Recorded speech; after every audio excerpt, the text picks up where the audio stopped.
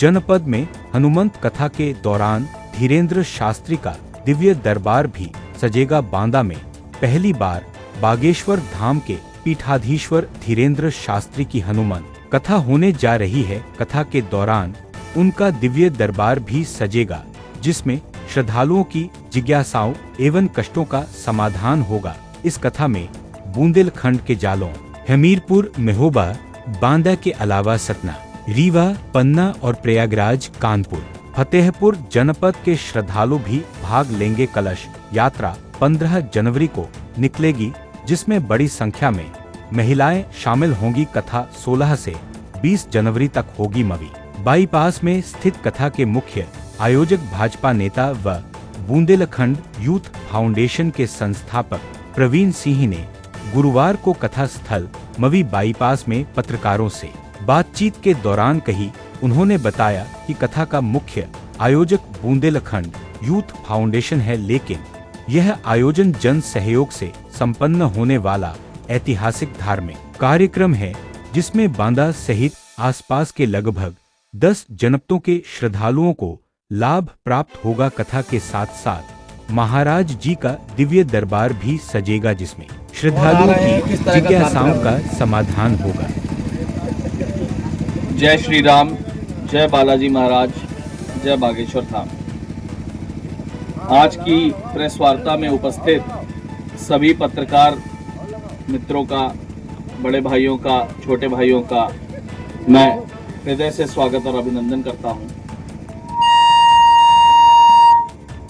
मैं प्रवीण सिंह, अध्यक्ष Bundelkhand youth foundation. भैया हाँ, थोड़ा सा पीछे कर लें।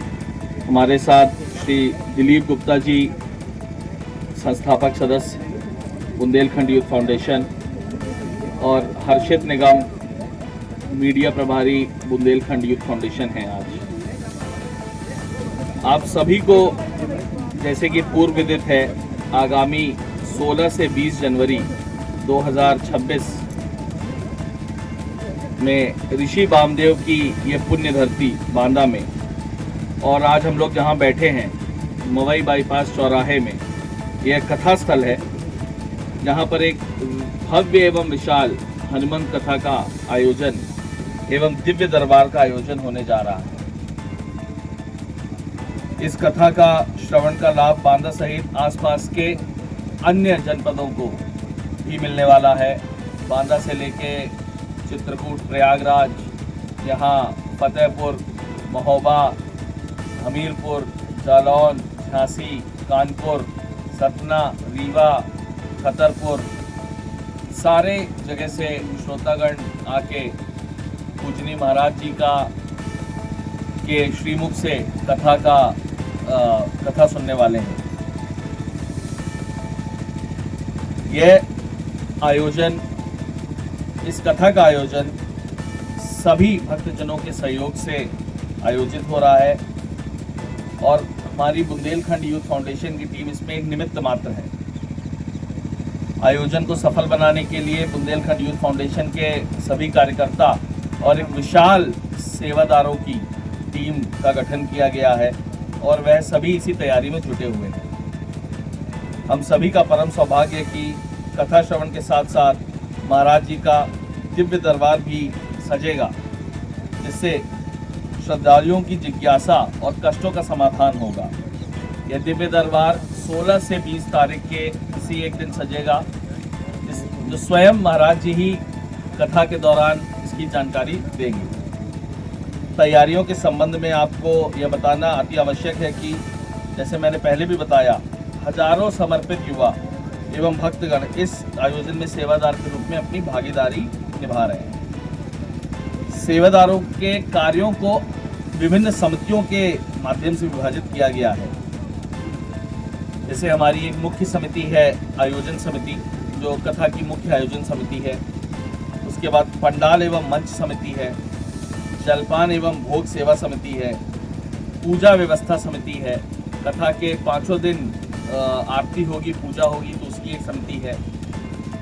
15 तारीख को, 15 जनवरी को एक भव्य कलश यात्रा का भी आयोजन होगा, उसकी एक समिति है।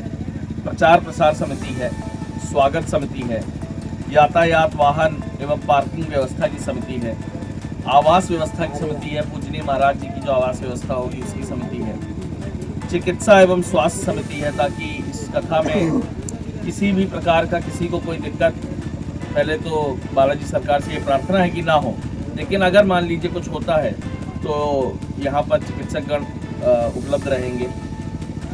सफाई एवं विद्युत व्यवस्था समिति है। इतना बड़ा कार्यक्रम होने जा रहा है, माननीय प्रधानमंत्री जी ने जैसे स्वच्छ भारत अभियान का जो बीड़ा उठाया है, हम लोगों का भी ये कर्तव्य बनता है कि और याद रहे लोग जितने लोग आएंगे अन्य अन्य जनपदों से, सब लोग एक चीज़ ज़रूर ये दिमाग में लेकर जाएंगे वापस कि इतना बड़ा आयोजन हुआ और कोई गंदगी ना फैले, इसका हम लोगों को विशेष ध्यान रखना है। इसके लिए हम लोगों ने सफाई की समिति भी बनाई हुई है, विद्युत व्यवस्था की समिति बनाई है, मीडिया समन्वय समिति है। हमारे आप सभी मीडिया के बंधुओं की प्रॉपर तरीके से अरेंजमेंट हो सके और कथा का श्रवण कर सके और कथा की कवरेज भी कर सकें, तो उनका आप लोगों के लिए एक विशेष गैलरी भी बनेगी जिसके जहाँ से सारा मीडिया कवर करेगा, उसके लिए भी एक समिति है।